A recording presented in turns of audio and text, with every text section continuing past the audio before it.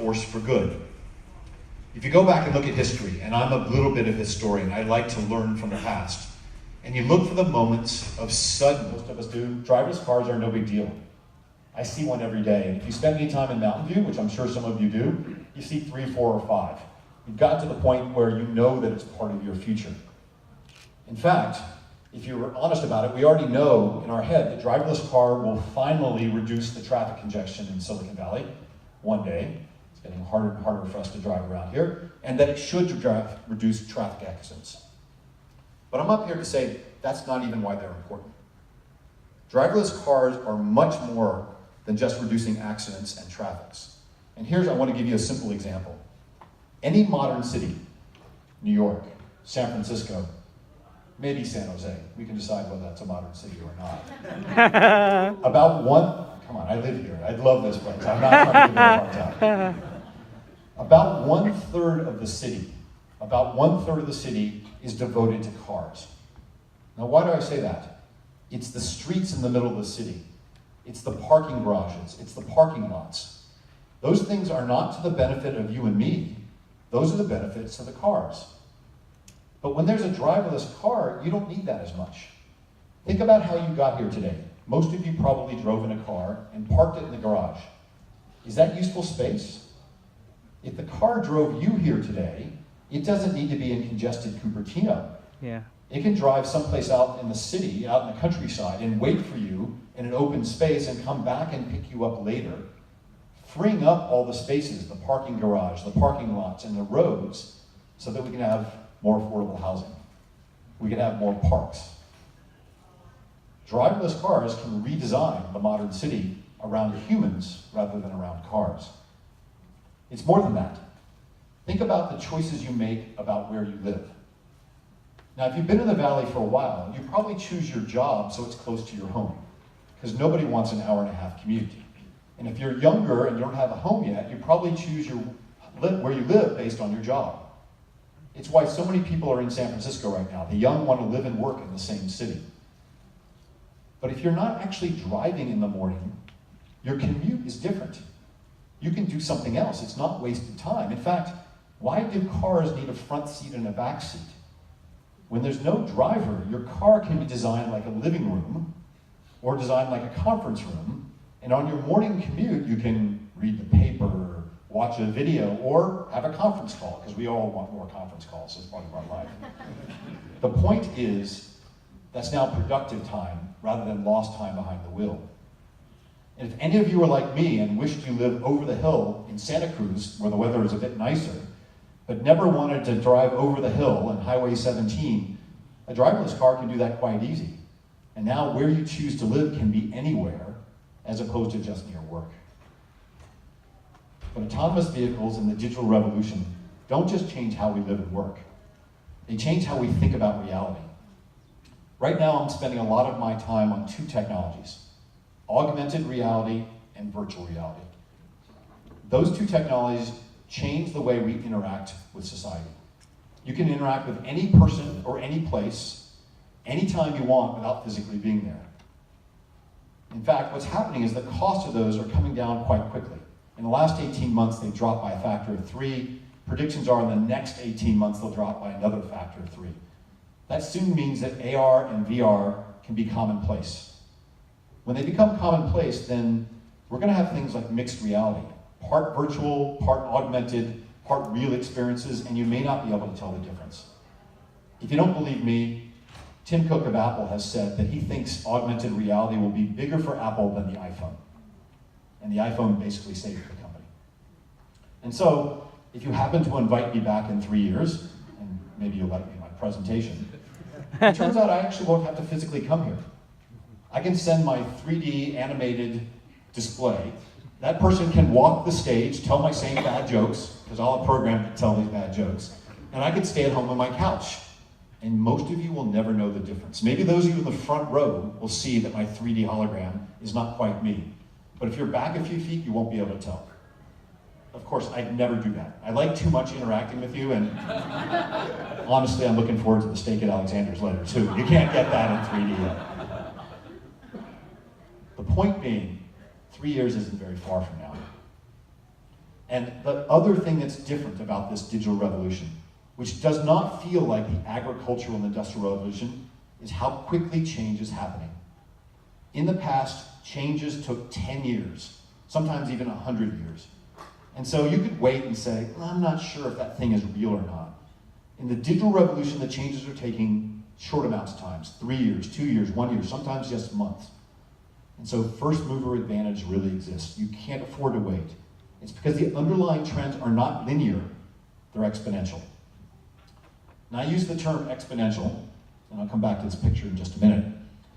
Exponential, we all probably learned in math class, right? That's a function that doubles every time period, or if you're a mathematic person, 2 to the x.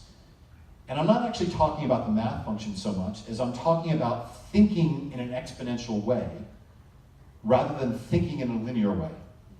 Now, what do I mean by that? Very simple example. If I ask you what 2 plus 14 is, you'll instantly know it's 16. That's a linear thinking.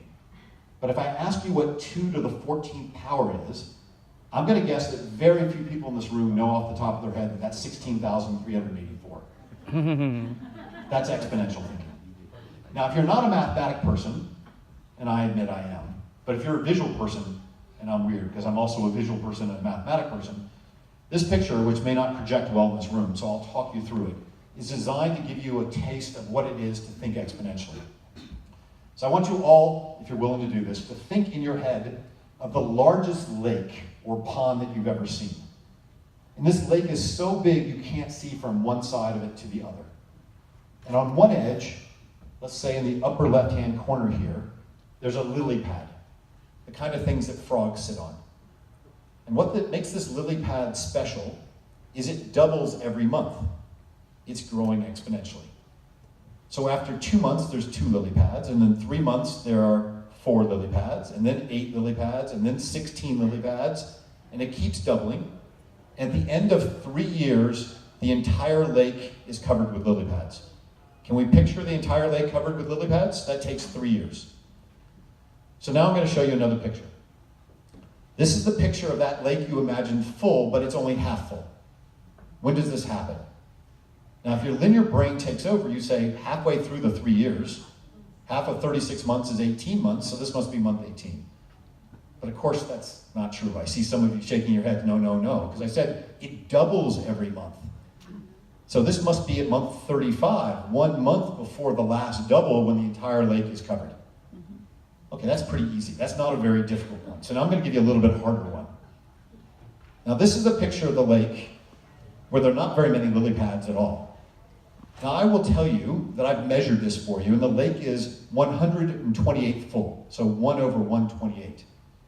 And I want to know at what point in this 36 months journey is this? Now, there's not a quiz. I'm not going to make you raise your hands. The answer is month 29. How do I know that? 2 to the 7th power is 128. Take 7, subtract it from 36, and I get to 29. Now, my goal today was not to teach you exponential math. Although I do teach a class, so sign up if you want to know exponential math. I've taught it, 100 times in 40-some countries. The point is a bit different. Look at this picture. This picture, the lake does not look very full, does it? And yet this happens at month 29 of what I'm telling you is a 36-month phenomenon. If you and I worked at the same company and I said, my technology is growing exponentially and it's really going to work at month 36 and we're 29 months into you funding my startup, and you looked at this, you'd say, I don't believe you whatsoever. I've waited 29 months for some return on my investment and I see nothing. And I say, yeah, but that was all the get started stuff. I swear, in 7 more months, the entire lake will be covered. This is exactly happening on all the technology trends. We are built as linear human beings. If you're a financial person, think about all the spreadsheets you've ever built. If you're a business person, think about all the business plans you've ever built. Every year is a linear extrapolation of the year before. We're going to grow by 15%, or maybe aggressively by 25%. We're going to reduce headcount costs by 3%. Everything is a percentage from the year before you extract out. And you've always been told, no hockey sticks at the end, because that's some magic that happens there. Always go linear growth. And so, but unfortunately, today's digital revolution Technology is not growing linearly, it's growing exponentially. At the beginning, it looks like it's never going to happen, and you're disappointed. This is the early days of Bitcoin. Yeah, it doubled for 5 years. It's never going to be a real thing. I'm not going to invest in it. This is driverless cars. There's only 3 or 4 of these things. There's never going to be very many of them. There are 5,000 of them now. And if it's doubling again, there's going to be 10,000. So pretty soon it's going to be a real thing. And we, as humans, give up before we hit the knee of the curve, but that's when the disruption happens. And so it's important not to measure year over year from a linear perspective, but ask yourself, are you early on to some trend? And every time that someone tells you about something new, one of my favorite now is digital biology, and you go, don't ask yourself, is it back here? Is it on an exponential growth curve? And if so, maybe that's something I should pay attention to. Now I want to talk more about lily pads and ponds. I want to bring this back to business, and I want to give you a real world example. This example starts in 1985. In 1985, AT&T was, I believe at the time, the world's largest telephone company. Certainly the biggest in North America. And AT&T went to McKinsey. I hope I don't accidentally offend anybody who works at McKinsey in this room, but you come out looking okay in this thing, so hold with me there for a little bit of this example. AT&T went to McKinsey and said, we have a question for you, one simple question. Should we get into the mobile telephone business? Now, I don't know about you, but in 1985, I didn't have a mobile phone. And I'm guessing most people in this room didn't have a mobile phone. Best I can tell by going back and reading records, there were less than 10,000 mobile phones in the entire world.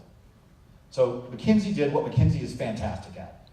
They put a lot of smart people on the problem, they analyzed the underlying trends, they went and interviewed suppliers and consumers, and they came back to AT&T and said, we think by the year 2000, that's 15 years later after 1985, there will be 1 million mobile phones in the world, from 10,000 to 1 million.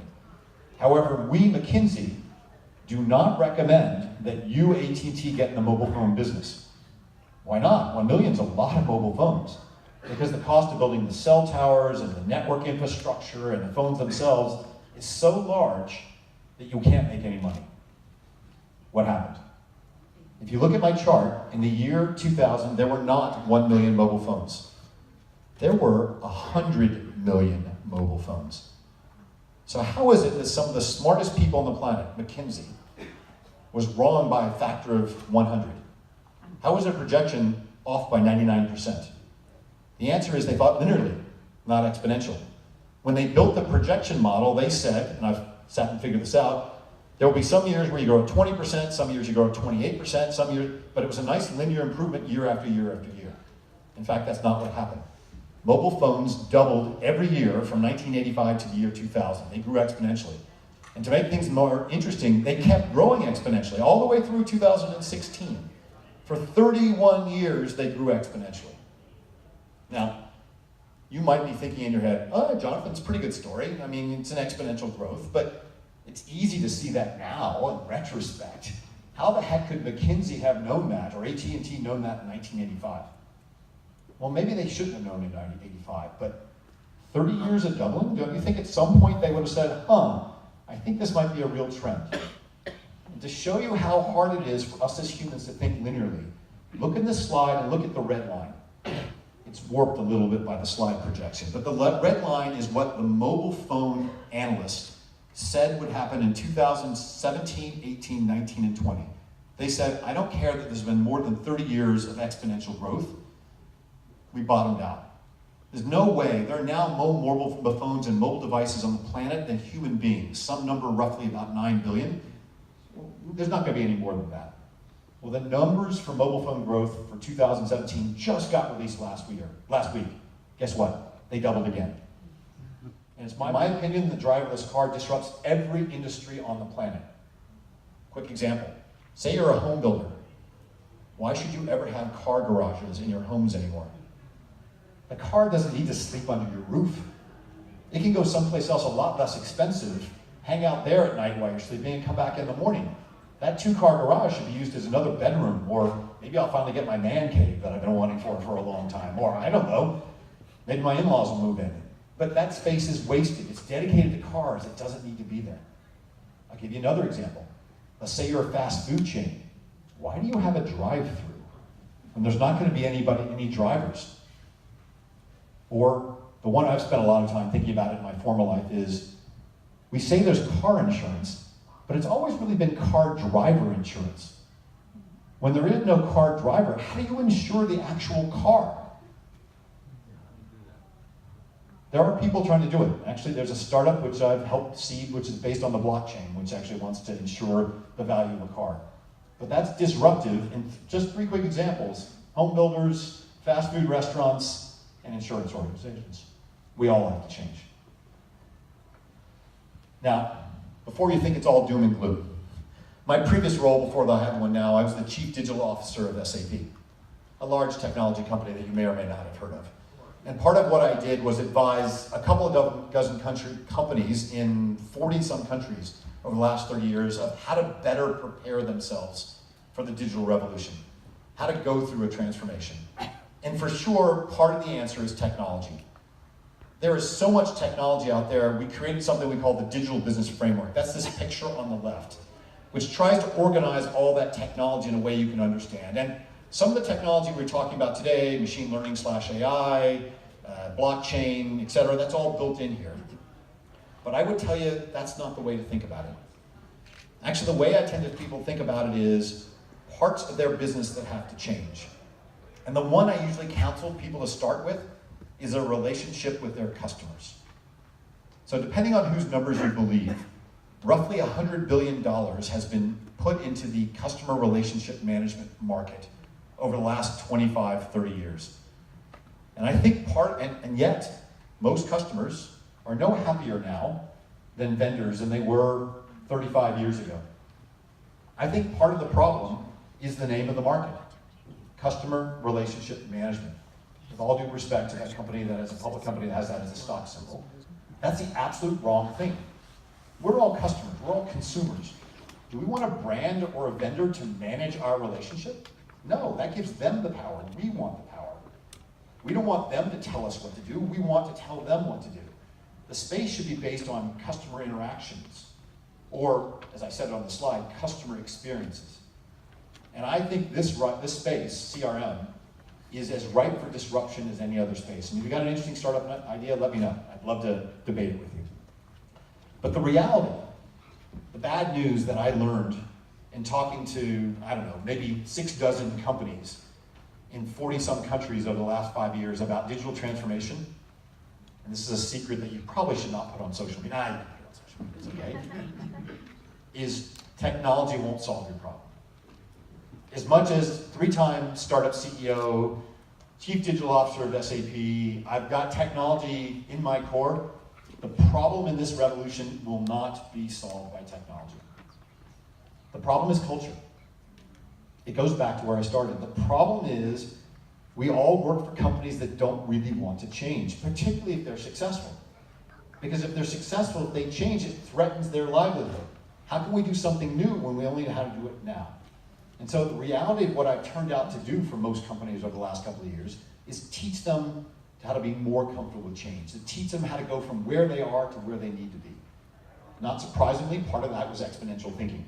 I showed you that graph and talked to you about the lily pad. But getting people more comfortable with change requires a lot different culture. Now, because I spent my entire career here in Silicon Valley, when I first started, I thought the answer was to be more like Silicon Valley. In fact, I ran around the world. Well, I didn't run. I flew around the world, I think 3 million miles over the last 5 years, and I told everybody the Silicon Valley mantra of fail fast. And almost everywhere I went outside of Silicon Valley, people looked at me like I was crazy. And they said, we are not going to fail.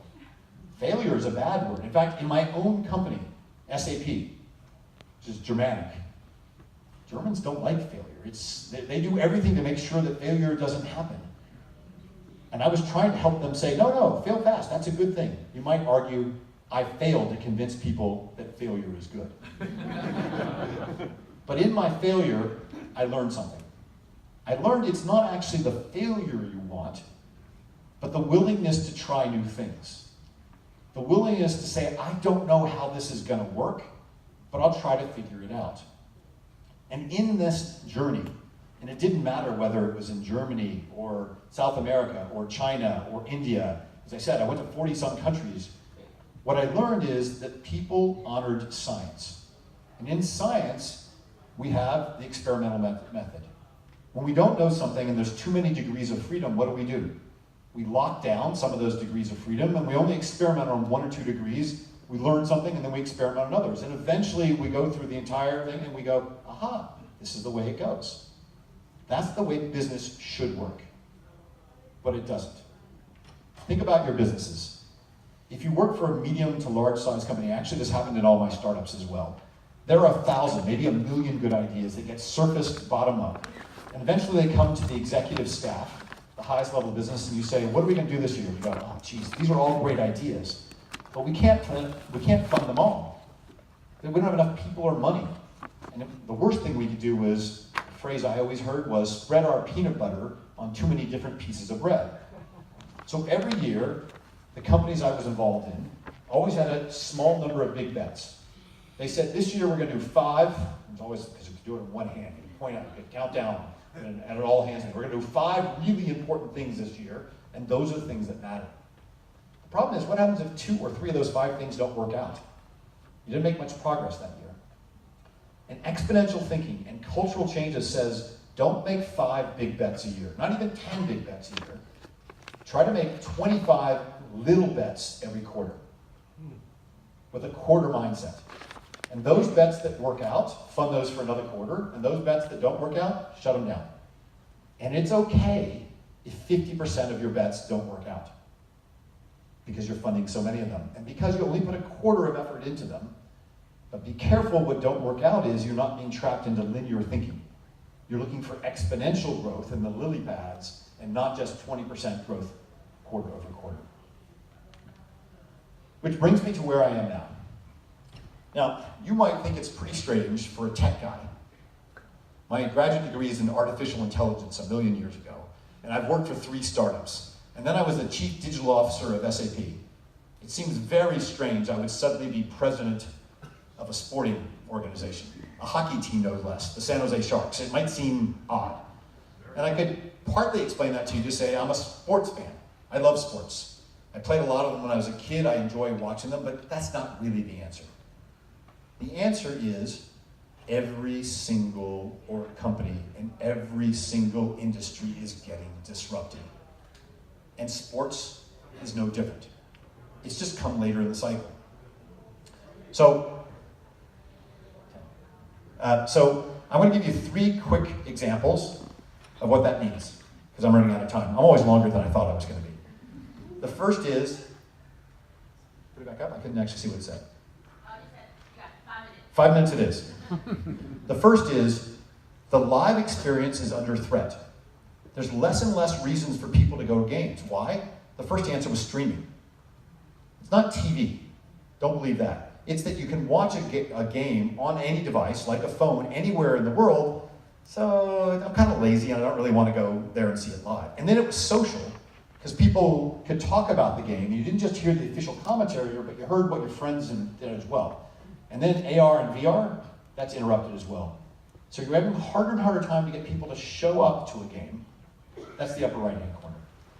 The upper left-hand corner says, and when they do get there, in the good old days, and I don't know when the good old days were, so some time ago, they were happy if you won and sad if you lost. But now you're competing to share a wallet of sports versus, well, maybe I'll go to a really nice dinner at Alexander's and not even go to the game at all, let alone watch it on my phone. Or maybe I'll go to a concert, or maybe I'll do something else. The new generation of fans are there as much to be entertained as they are to watch the game. And so we have to think about not customer relationship management, but the end-to-end experience. How hard is it for them to drive to the game? Where are they going to get food? Are they going to get it here? Oh, that means we actually need a whole kind of specialty foods. We need gluten-free, we need low-fat. It's not the good old days where you can just show up and have hot dogs and hamburgers in the American environment. You have to cater to every experience. It's not just the product on ice, it's what happens wherever. So our focus is on entertaining people. In the interest of time, I'll skip the video of what entertaining looks like. But if you ever come to a Sharks game, the beginning feels like a concert. Because in fact, we are competing with concerts. One more thing. Turns out sports used to be a small individual thing. You come, maybe you bring a friend, maybe your significant other, you sit in seats next to each other. But social changed that. You now want to interact with people and say, wasn't that exciting, a goal got scored? Or, this is weird, my hot dog is cold. But how do you interact with people live who may not be in there? The answer is affinity groups. We actually stumbled upon this 2 years ago. We invited a bunch of students from San Jose State University to show up in our building. We sit about 17,000. And we said, if 100 of you come, then we'll discount your tickets. Students love bargains. So 100 didn't come, 250 came. And we showed them a tour of the building, we showed them how we made the ice. Afterwards, they got their picture taken with a famous player, etc. They loved it. A month later, they wanted to come again, and this time 400 people came. Showed up in the Mercury News, which means Santa Clara University said, well, we want to do this as well. And then it became Stanford, and then Berkeley, and now we have 9 different nights where different affinity groups, these are all show up. And then it started happening with ethnicities and cultures. We actually had a Hispanic night where the broadcast was done in Spanish. And that's turned out to be 1,000 people. And we have, we actually this year, for the first time ever, did the lunar calendar change on February 18th. And of the 17,000 people that normally come to a game, 8,000 of them were loosely Asian Americans. Almost half the entire environment. And we changed, what we did is we said, we're going to change all the graphics. We're going to hire local people that actually did it. And turns out, if you see this picture of a shark, this was created by Oliver Wong, a tattoo artist in San Francisco. And that became the symbol of the San Jose Sharks for 3 days before and 3 days after. Affinity groups are the future. Or are they? In the 2 minutes I have left, I will tell you, everything can get disrupted. And you may say, well, there's one thing that can't get disrupted, Jonathan, and that's the players themselves. And what I'm showing you is a robot soccer league in Germany. One of them is Dortmund, the other one is, I forget where HTWK is. And this video is only a minute long, so it won't take very long. The blue team is the reigning champion. This is kind of the Bundesliga of robots, if for those of you know it as well. We're going to zoom in now so you can see a close-up of the all-star player number 3. This is all programmed. This is nobody remote controlling it. These are all self-controlled through a kind of AI/machine learning.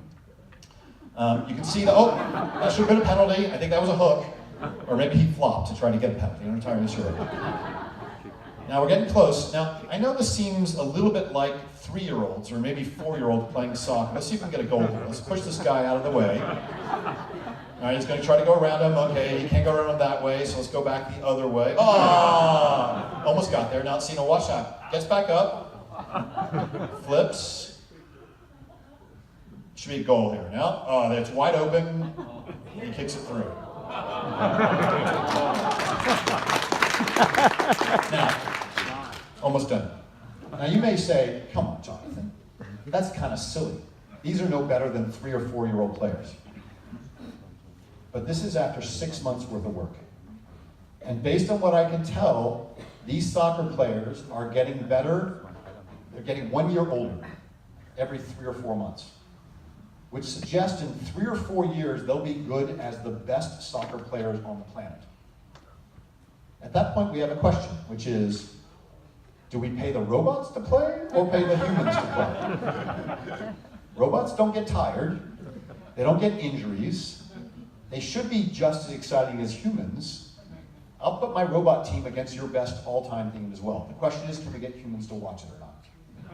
Maybe the robots watch robots play. I'm not entirely sure. But unless you think exponentially, this looks silly. This isn't silly, so we're investing in this. We're trying to get this to be done for hockey and for baseball and for every sport.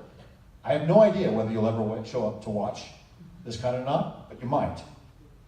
Which is how I'd like to end. Which is, no matter how far you think the future is, it's closer than you think. Which is why I want to end with this quote from William Gibson, the science fiction writer that's probably done a better job predicting the future than any futurist ever existed. The future is here. We just don't know how to appreciate it sometimes, and we don't see it. It's sometimes not in our industry, it's sometimes not here in Silicon Valley. So I'll end with a question that I'm usually asked, because I went too long, and so you won't have a chance to ask this question, which says, okay, Jonathan, I believe you. I should think exponentially. My company and my industry is going to be disrupted, but what the heck should I do? Where do I start? And my answer is, it doesn't matter. The worst possible thing you can do is do nothing, and the second worst possible thing you can do is plan. Because by the time you're done planning, the world will have changed. So run a bunch of experiments. Or maybe Nike said it best, just do it. Thank you.